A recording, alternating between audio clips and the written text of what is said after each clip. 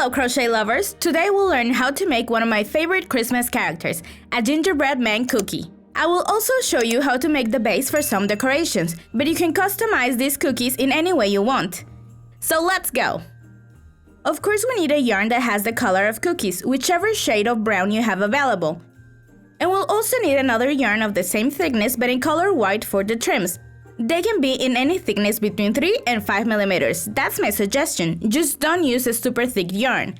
I will be using a 3 millimeter hook in order to have a cookie this size. As you can see, it fits the palm of my hand. We'll begin with a slip knot. Remember that you can visit my basic crochet course for beginners if you need to practice a bit more. So now we'll make 6 chains in order to begin. Now, in the second chain from the hook, we'll make 1 single crochet stitch. And after this, we'll make 1 single crochet in each stitch available until we get to the other side. We should have 5 single crochet stitches in this first row. I'm making the last of those 5 single crochets. And now we'll make 1 chain, turn the project over, and we'll make an increase at the beginning and at the end of the row. In the first stitch, we'll make an increase, which is 2 single crochet stitches in the same hole. So it's 1 and 2 single crochet stitches in that very same stitch. That's our increase. Then we make 3 single crochet stitches by themselves to complete the center of the row. And for the last stitch, we'll make another increase. The final stitch tends to be a little hidden, but it should be over here. In that 5th stitch, we'll make an increase in order to finish the second row. And now we'll keep alternating 1 row without increases, 1 with increases over and over until we have a 13 stitch row. So my next row would be without increases. So I make 1 chain, turn the project over, and I make 1 single crochet in each stitch available. This would be a no increase row. And now we would make a row with increases. So we'll just make 1 chain, turn the project over, and remember that the increases will be done in the first and last stitches.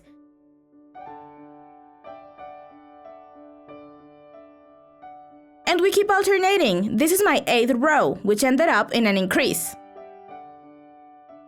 We have achieved the 13 single crochet stitches that we needed.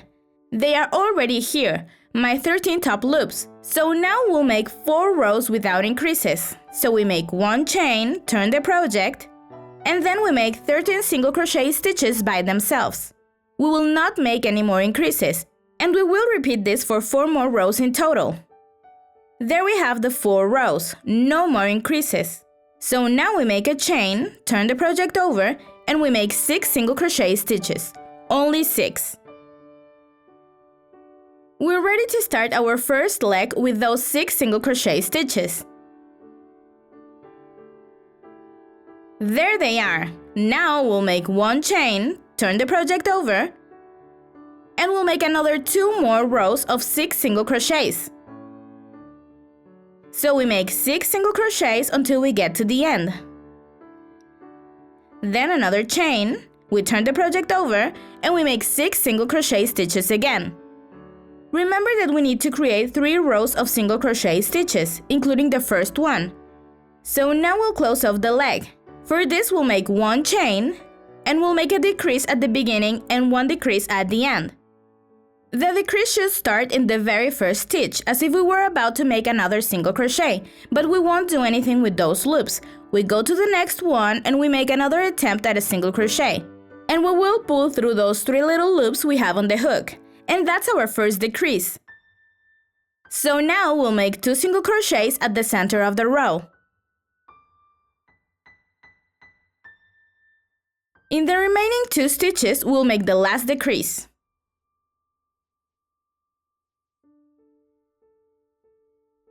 Now we'll make 1 chain, turn the project over, and we'll make 2 decreases. The first one with the 2 initial stitches, and the second one on the last 2 stitches from the previous row. We have 1 little leg ready. Now we'll cut the thread and remove the hook. One trick for this project is to pull the remaining thread on that same stitch through its own top loop, so to speak, and bring it to the back. We'll pull through, and this will ensure that our stitches will not become loose.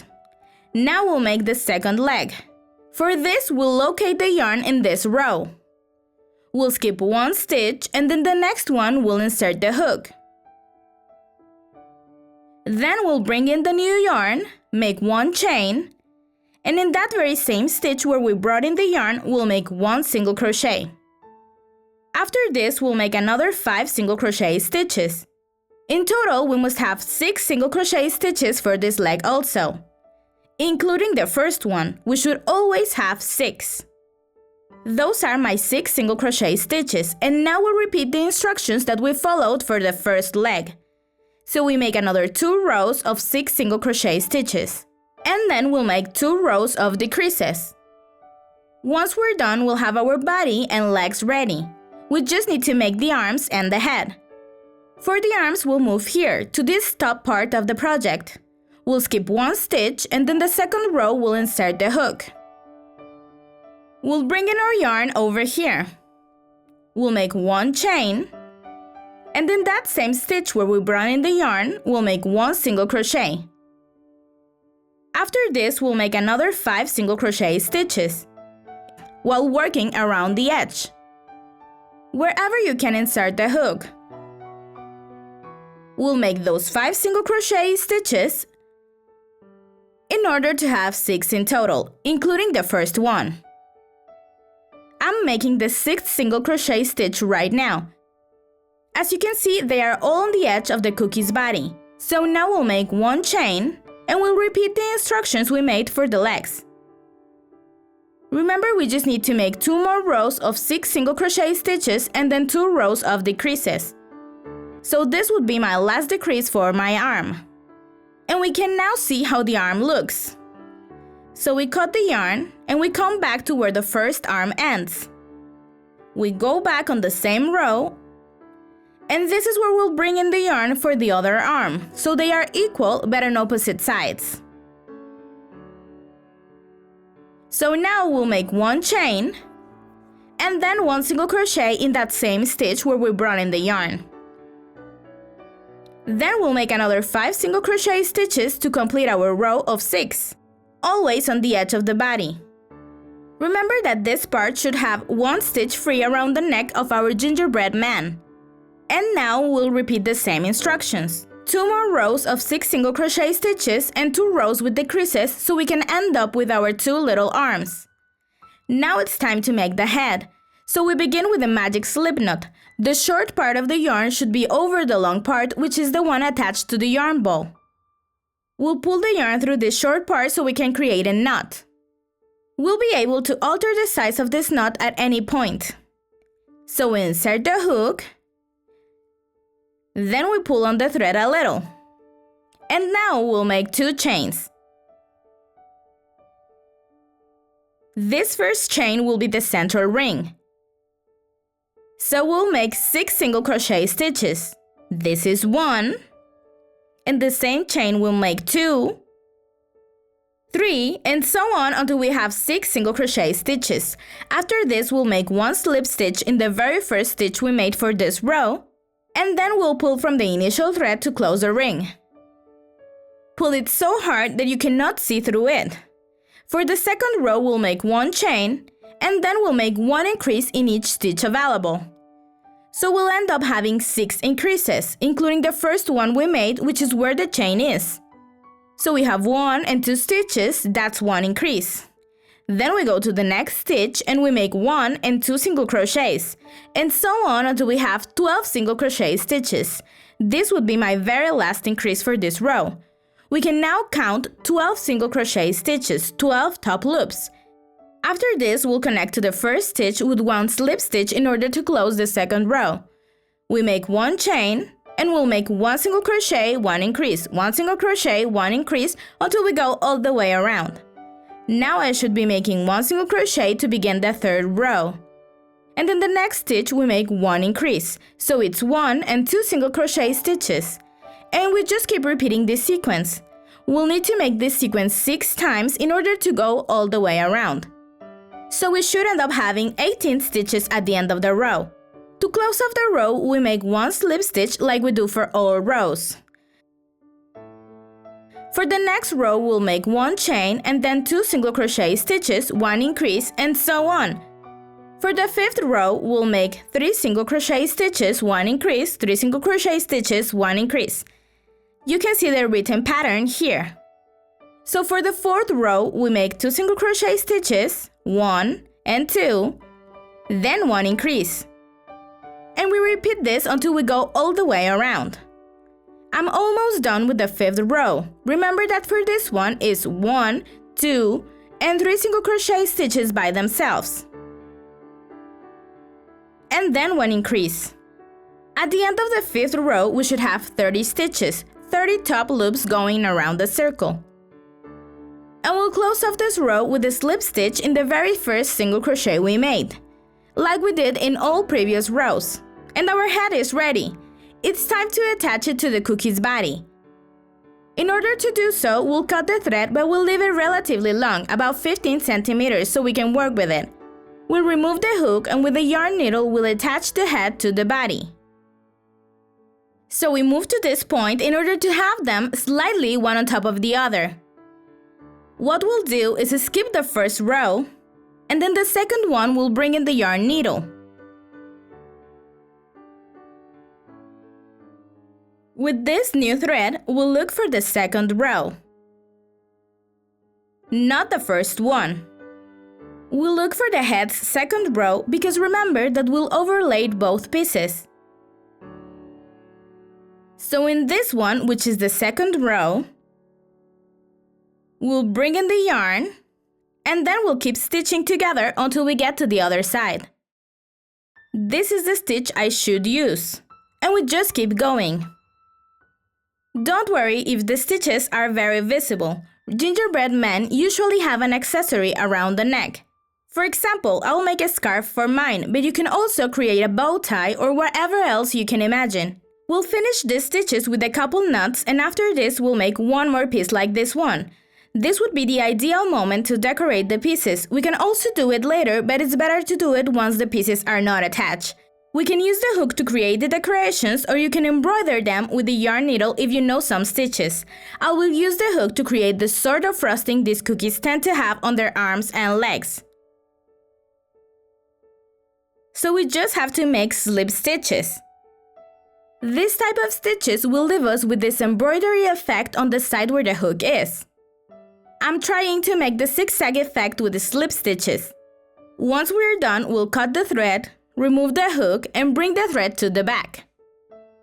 This is my suggestion if you're using the hook, but you can use anything you want to decorate these cookies. Just use your imagination. I made the mouth with normal sewing stitches, and the eyes were made with a thinner yarn.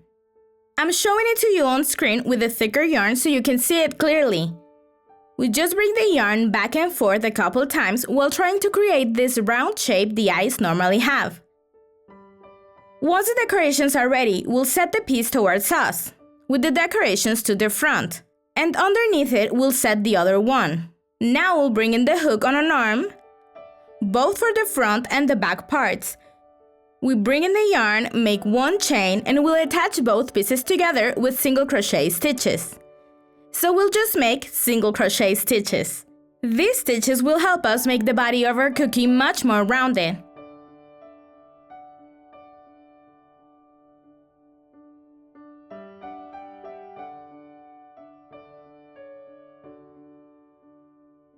You can see now how the edge looks.